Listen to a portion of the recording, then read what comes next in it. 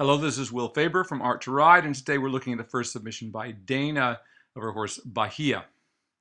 Now, Bahia, they've been working on the lunge for quite some time in the shambone, getting the horse to stretch. So this will be the first time that they have trotted the horse under saddle, which will be interesting to see. But we can certainly see that standing there, this horse has become quite relaxed and starts off right away just in a nice swinging working walk there, stretching down. So that's just what we'd like to see. And of course, once again, that's one of my rules of thumb. If I can't get on the horse and stretch it right away, I'm going to lunge it before I ride it. That's always my rule of thumb. If you get to that place, you save yourself a lot of bumps and lumps by getting on horses too soon that aren't quite ready to be ridden yet. So once again, a horse that's far enough in its training that it's suitable to ride safely, and we should be able to get on them and just get them into a stretch right from the beginning, which she's doing here very, very well. Good stretch there all the way down. Really, really nice. I love how Dana's just keeping her hands wide at times, just letting her hands be wide when the same kind of thing we always do. When we see the horse wanting to come up, just widen your hands so the horse can't escape that contact. And once again, as always, this is a schooling technique, not how we go ride in the show ring. But once again, one of the biggest problems that people make in the training of riders is that they just keep asking them to ride as if the horse is going perfectly when the horses are completely upside down. So that being the number one thing. We can't really equitate on a horse until it's going correctly. So bearing that in mind, really good stretch here. I love how she just keeps her contact. This horse goes right into the stretch. I'm assuming this is a young horse. Looks like it is. It didn't say in the video exactly what this horse's age was, but I'm assuming it's a youngster. Certainly looks like it. And what a nice one it is. Stretching all the way down in that walk is just what we're looking for. You know, and remembering always that we want to keep our work, I pointed this out a while back, a little casual. That is, we don't want to just every time we ride a horse think we're going to just grind it into the ground. I mean, even at the highest levels, I like to keep things casual, so to speak, so that, you know, we're not angry at the horse while we're riding, and then the horse doesn't get angry at us. But beginning here, this is a great walk. It's already stretching down really nicely, just the way we want it to have happen.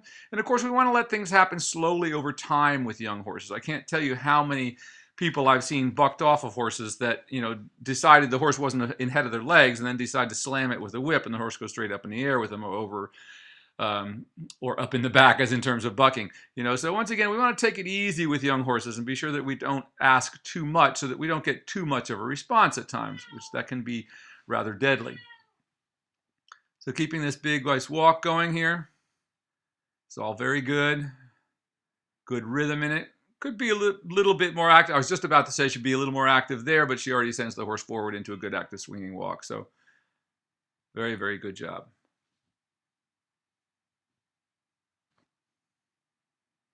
And once again, the beauty of the walk is we can do a lot of it, and really is a lot what we.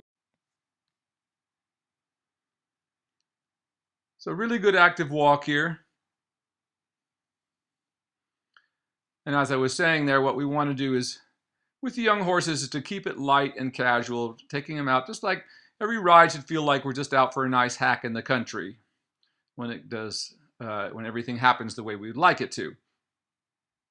And that way horses don't resist the work that we ask them to do. We must just never make this into a real work issue. Think of that. We want to keep the horses' work feeling like play to them. Then all the way up through the levels, they remain with an attitude that they're happy to join us in this work. Whereas if we make it too much work for them in the beginning, they're going to start resisting, and we just don't want our whole relationship with the horse to start off that way. So the biggest thing is to just, you know, do less. Less is really more when it comes to horses, and the sooner one learns that, the better off one will be. If you're really having to struggle to get something out of a horse, you're probably asking for something that the horse can't do. And once again, that's the big takeaway for everybody watching these videos and wants to know something about the classical system. Well, that's what it's based on, that we never force the horse to do anything. So you have to get that whole mentality out of your mind that every horse has to be made to do something, you know. It's more like we just have to accustom them to the work. And if we build them up slowly and ask them to do things that are within the framework of what they can do at any given time, well, we find that they develop a really good attitude towards the work and look forward to coming out and working every day. Now, it will be interesting to see this horse develop. Now, we can see this horse's back is still pretty weak when we see the horse in silhouette when it goes by there. We see there's a little bit of a dip behind the saddle there. That will all fill in as time goes on here. But really good walk, and once again, the beauty of the walk work is it's you can do a lot of it, and especially if you ever have horses that are injured and these sort of things that need to be rehabbed, well, the walk is where we do all that work. And the beauty is, as long as we get them over the back, the way Dana is doing here with this one, they will improve and build muscle just in the walk. And we find everything just gets easier and easier as we do. It's a really good stretch in the walk here. Once again, you can see in silhouette how that horse's back is still a little dip there behind the saddle.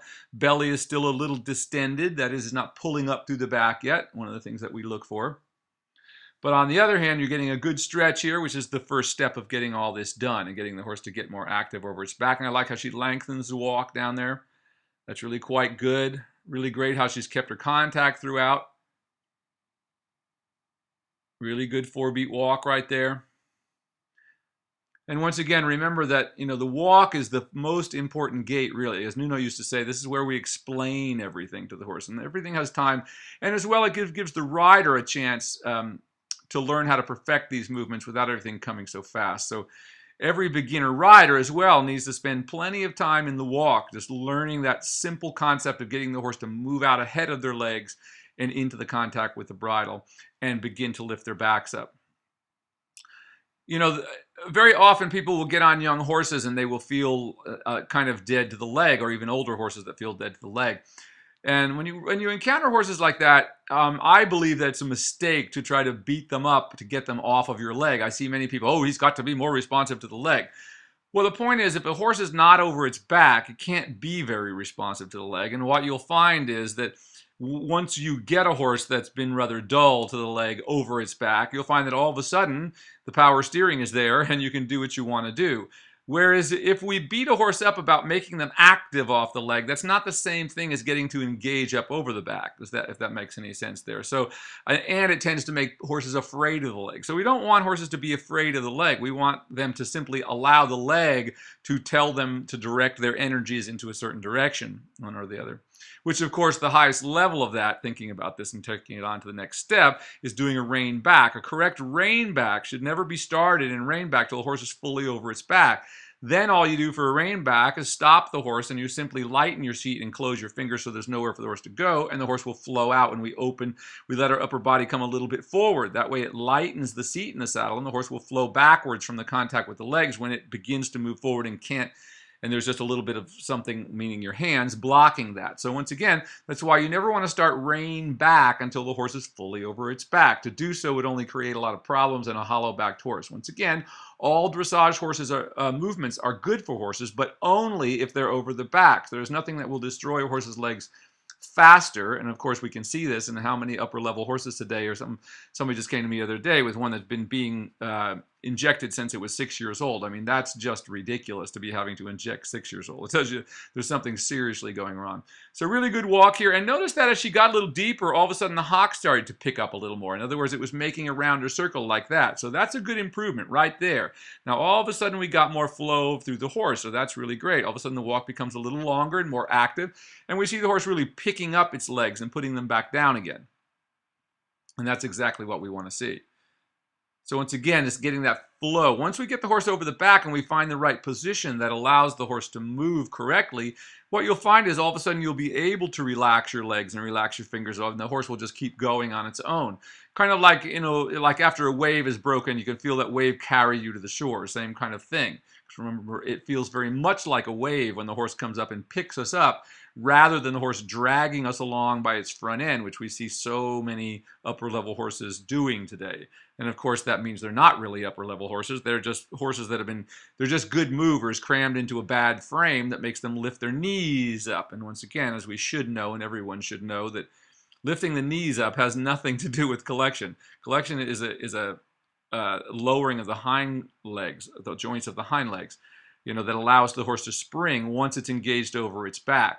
And as I said, once it is engaged over its back, like you see with this one, how all of a sudden it started flowing more forward and the step became more active and the step became deeper into the body. So once again, getting the horse over the back is what solves all of these kinds of problems, as in horses that are dead to the leg.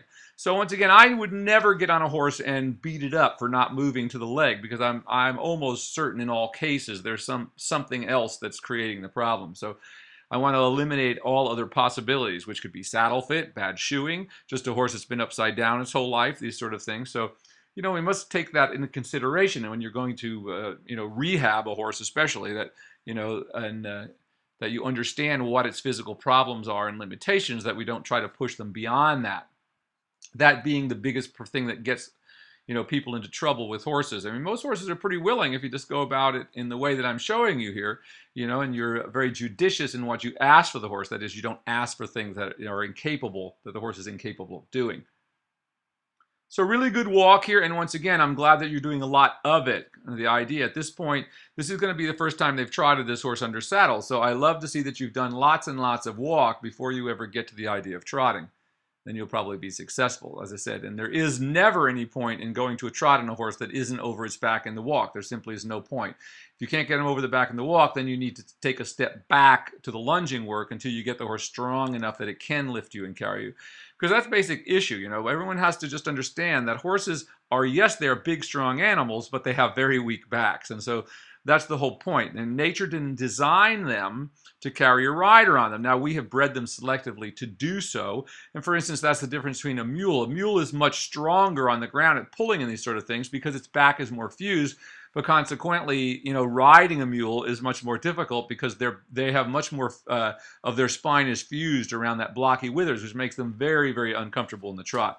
So that's the beauty of horses, is that they have a little more flexibility in their back, for instance, than a mule does, which enables us to get real collection. Now, not to say that there aren't some, these mules these days that have been bred with warm bloods and things like this that probably have supple backs. I've seen a couple of them myself that were quite good. But I'm talking about, the older kind of mules that would be pulling wagons or plows or whatever the case may be. So once again, this walk here has all been very, very good. And a good preparation for the first time the horse trots, just developing a nice rhythm. Nothing that the horse can't do had been asked of it. You've kept everything to nice big circles and wide turns and corners, and that's exactly what we want to do, just flowing around the arena. Remember, the biggest thing, anytime you feel your horse get stopped up, whatever that is, you've got to completely release it and let it go back into the stretch again. And once again, when you do that, you find your horses will forgive your mistake, so to speak. But we can see she was a little difficult getting in there, getting up to the trot there a little bit. But she's certainly stretching out now. And you can see this horse is a little marish. She's got her ears pinned back a little bit, that sort of thing. It just tells me she's a little ticklish there, but nothing terrible. And for the first time into a trot, that's quite good that she's gone right into a stretch. And of course, it takes a brave rider to do this on young horses. And once again, you should certainly be a fairly accomplished rider before you start trying to do this on babies, that you have done this on some older horses first before you attempt to do it on a 3 or 4-year-old.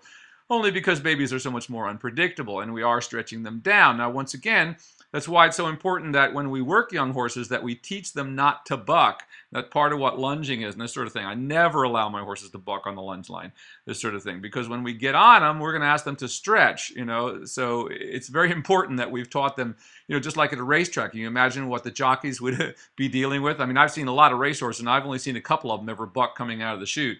Of course, they didn't win the race. That's the whole idea. So horses have to be taught not to buck, and you certainly can do that by simply not allowing them to do it. I see a lot of people lunging horses, and they just send them around as crazy as you can possibly imagine, with them leaping in the air just to get themselves to tire out. And once again, that's bad lunging. We don't lunge to tire a horse out. We lunge to get a horse to work in the correct way over its back so that it will relax. That's a very different concept than working horses till they're exhausted. I don't want to work my horses till they're exhausted. It would be very, very rare that I would ever do that. Beautiful stretch in here, but this is coming along really nice. And once again, when you see this horse in silhouette, you see that back. And remember what happens over the first couple of years of work, foundation work on any horse, is the withers have to pull up through the shoulders. So this horse looks a little downhill right now, but I guarantee you, as you go on doing this work, the horses will change dramatically over the next 2 years. And once again, once we get them all the way down, we don't just put them in a stretch and leave them there. We certainly try to bring them up as high as we can every day that we ride them, or at least most of the time. And now I certainly have days, especially with the upper level horses, where once they know all this, I very often, the first day of my week is nothing but stretching, just stretching all the way down. We don't even bring them up because we're working on what we're going to get the next day, which is that super supple horse. So once again, just always remembering that we can't work horses at the same level of physical exercise every day. A, they can't do it any more than you can go to the gym and do the same level of intense workout every day. Now, yes, you can go there and do a little yoga and stretch and this kind of stuff, but if you're really pushing yourself to the limit each day, you can't do that day after day after day. You have to give yourself and your muscles time to respond to the training, and that's what we have to do with horses. We have to grow the muscles. So we see there in the trot, she gets a little bit U-neck there at times, and we can see how the horse's natural tendency is to go. She wants to go a little hollow and head up and a little bit U-neck. But once you get her into that stretch, it looks much, much better. So pretty good activity here.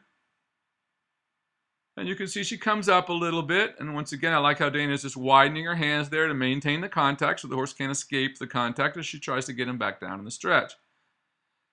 Now, of course, what I would say is if you don't get the stretch pretty soon, I would ask you to come back to a walk. But let's see what happens here and see how far she's able to get. I just never want to go along for too long with the horse hollow. If I know I can come back to the walk and recreate a good walk, then that's what I'm going to do. Now, I'm not saying she's able to get this horse down, but had that gone on much longer than that, I would have said time to come back to the walk and stretch her again. But that was really beautiful. Dana Vida did a very subtle job of bringing this horse back into the stretch without getting in a fight with the horse. And if she comes up a little bit, that's perfectly okay. But you notice even when she did bring her head up there, the trot didn't change much. So that's what we're looking for. And remember, that's our criteria when we start to bring a horse up. You know, if we have a wonderful working trot and it's swinging and big in the stretch, and we try to bring the horse up into a working frame and that all just disappears, well, that frame is not worth doing, right? Because it's not going to do anything for the horse. I mean, it's only going to continue to build and train the horse if the horse continues to stay over her back. So anything we do upside down just actually lengthens the time it takes to train a horse because we have to undo things. So I say it's much easier to train young horses than it is to retrain older ones that have had, you know, many years of being ridden around upside down. I mean, some of them are just so, you know, we see some of them that takes months and months just to get them into the concept because they've gone hollow and they stand around in little pins their whole life. So they're never really moving correctly. So once again, she's come up a little bit here, but she's still softening the horse. I'm looking for the horse to go down and just stretch a little deeper, like she does right there, and that's good. That's just what we want to have happen. And as I said, if this went around too many times around, she didn't get that, I would suggest coming back to the walk. But once again, letting that position, that is the horse over its back, and then the position of the head and neck, its height relative to whether or not it can maintain the working gait. Remember, working gait means working over the back. That's what they mean by that. Beautiful back in the stretch there, really nice. And good rhythm. I like how Dana's just keeping herself back and just keeping the horse going until she establishes a good rhythm. Now that's beautiful. Now once again, look how much more this horse is flexing its hocks when it gets in that position where it can. So many people today are trying, especially out of these poor, you know, lovely horses. It's kind of a pity today because the more expensive the horse are, the better bred they are and the better conformation they have, the more they get crammed into a frame and expected to do it by the kind of people who do that, which is really too bad. Because we see way too many beautiful horses that could have gone on to have wonderful careers and then be school horses for people. You know, nowadays there aren't any school horses because by the time the people are done showing them in dressage, their legs are so completely destroyed that the horse can't do anything anymore. So again, a pretty good change there. Came up a little bit, but not bad. And of course, that's one of the big things we look for when we're able to make a change across the diagonal. The horse stays right there. That's a good sign that the horse has really brought us back up. Little shallow loop serpentine there, just a little leg yield out to the center line. Quite nice. Once again, every time she comes up, Dana does a very good job of just sending the horse back into the contact and into the stretch again.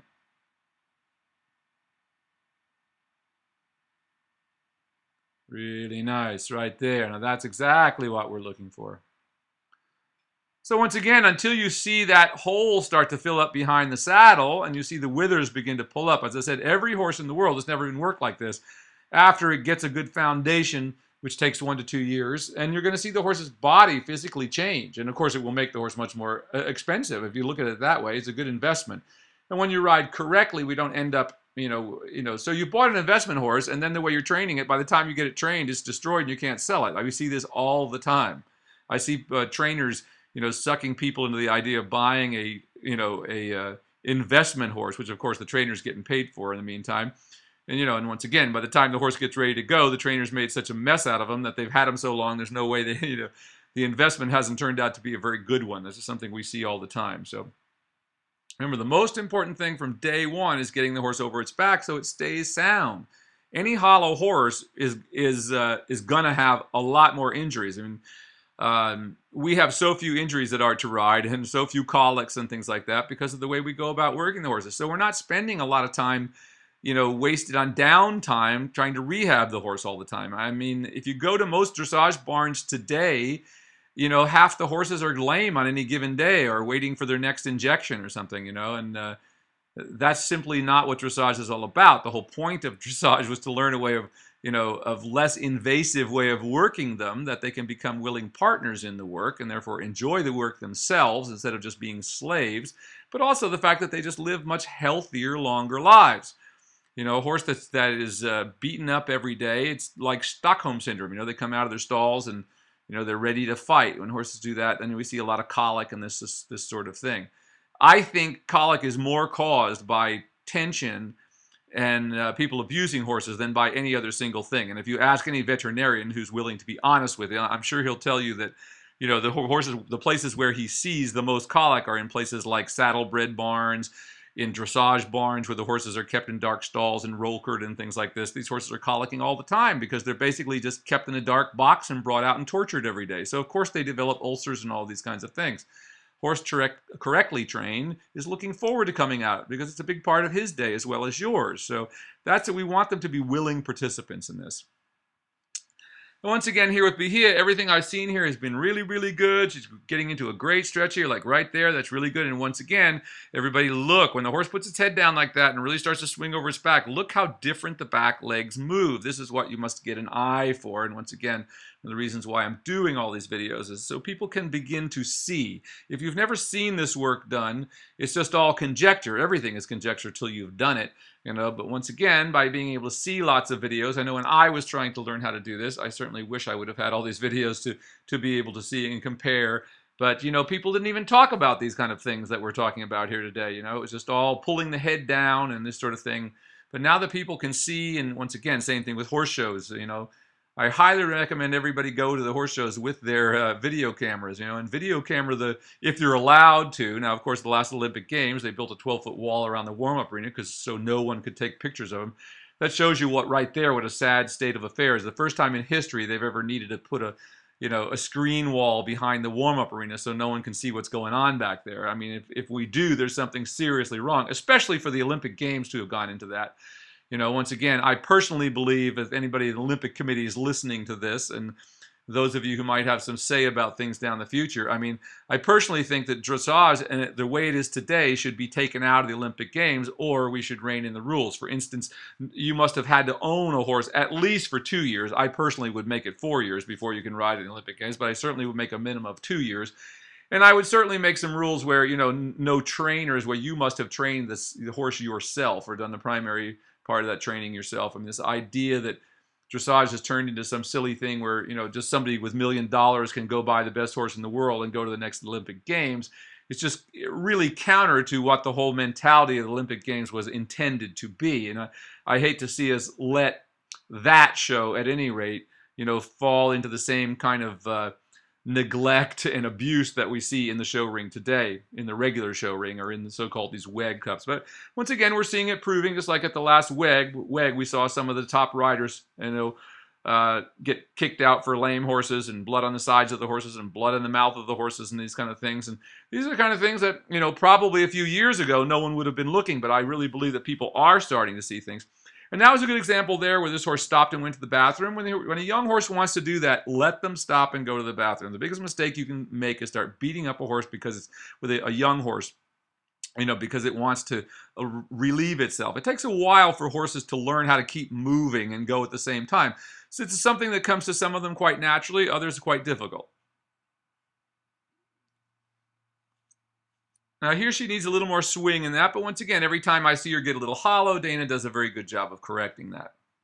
So once again, don't make your horses anal retentive. That may sound strange, but I've run into 2 or 3 horses in my life who've been beaten up so much for going to the bathroom that, you bring them in the ring and they just hold their tail up, but they would never let it out, which means you're riding this horse that feels like, it's got a stick up its bum, while you're riding it until it relieves that. So it's very important that they don't start thinking they can't go in the ring, because you're never going to get the horse really soft and supple really every day. Even with this one, though, as soon as they go, and once again, the act of going, also they lift their back when they do that a little bit, so it helps the spine to straighten out. And once again, just like you and I, if you're sitting there thinking that you need to go to the bathroom, you're going to have a hard time playing a game of tennis or anything else, or riding a horse, or whatever the case may be. Well, the horse is the same way. So especially in that case, we want to give them plenty of time. In fact, there's the only thing I ever saw Nuno kick somebody out of his barn for. This one of his horses stopped, the school horses, and this man just started beating the hell out of the horse for trying to go to the bathroom. And Nuno just went off on this guy, and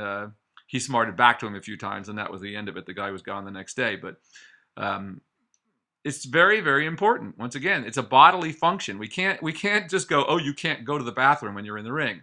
I don't mean to harp about this, but it's an important thing that people don't think about, especially with a young horse. We want everything, all their experience, like this horse's experience been today, has been not upsetting. Everything has been within the scope of what the horse was able to do. In other words, we take the horse into consideration in the process. But Dana's done a really great job on here. We're ending in a beautiful walk. So that was plenty of trot work. And in fact, even behind the saddle, she looks a little more lifted now, and she looks a little more lifted through the belly there. Not really all the way where we want it to be yet, but it certainly looks better than it did in the first couple of minutes there. Once again, see her in silhouette there. You can see how the belly's come up a little bit. And that's what we want to see. Remember, it's not just getting the horse to lift its back. It has to pull its abdominal wall up as well, just like you and I. In order to strengthen our back, we have to have the strong abdominal muscles. So they all work together, and we have to work them together, that being the point. As we know now, for instance, for people, doing sit-ups do absolutely nothing for your abdominal muscles. That kind of was wrong thinking, and how many people have done thousands of sit-ups trying to get rid of their belly, only to find that it made it bigger than that. So once again, same thing is true of the horse. But really good stretch. This was an excellent workout for a horse at this level. Nothing ever went on too far. She got consistent for a few moments. Still a little inconsistent, but the first time in the trot, I certainly wouldn't expect it to be much better than that. So great job, Dana. Once again, this is our friend from Belgium, and along with Elizabeth and Thomas, a wonderful family who we're looking forward to seeing next year when we're over there. That should be great. So keep up the good work. Another really great ride.